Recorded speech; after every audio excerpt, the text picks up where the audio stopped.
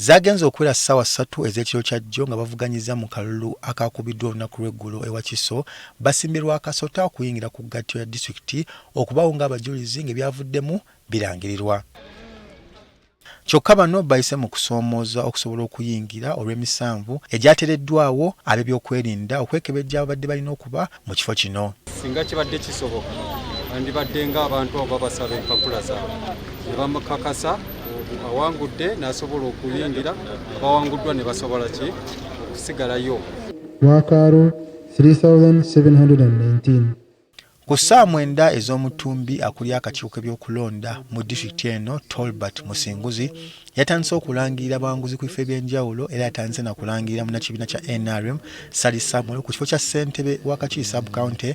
Munnakibiina ki NRM Baagala Moses naye alangiriddwa ku kifo kya mmeeya wa Kakiiri Town Council. Mu division e Nansana era munnakibiina kya NRM Samuel Mugabi Bukenya yalangiriddwa, kyokka ng'eno wayogeddwako ng'ewasinze emivuyo ko n'okubba akalulu emisana ttuku. Ekifo kya Nansana division kinoonyereza emyaka 9. Obululu buno tebuze by mistake. Mbadde mu youth structures, mbadde mu byobufuzi emyaka 18.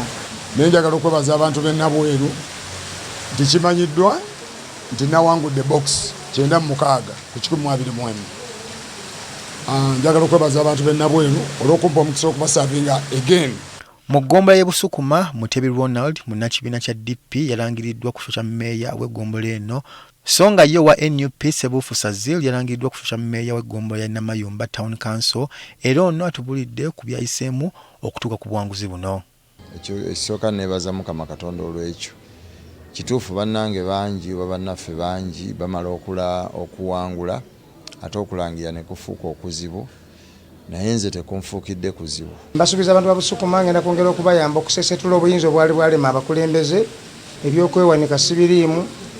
Nja kwongera okubayamba ku nguudo, ku kasasiro ne ku street lights. Abeetabye mu kalulu kano baagala akakiiko k'ebyokulonda kawa abakulira ebyokulonda mu munisipaali ez'enjawulo obuyinza okulangirira abawanguzi mu bitundu byabwe, kibataase bonna okwetuuma mu kifo ekimu. Tunyigiriza kabonero akalaga nti wano waliwo obutali bwenkanya, omuntu gwe baakubye ne mbawangulira waggulu bali mu 02 ndi mu 10, bali mu 02 ndi mu 4, bali mu 02 ndi mu 7. Mbeera ya kusoomooza nze nali ndowooza nti oba senga bakansala b'amagombolola babatera kulevoza amagombolola ne babalangirira eyo, bwenya ate basente oba oli awo bokka ne babajja ku disitulikiti kyandikendeeza ku mujju.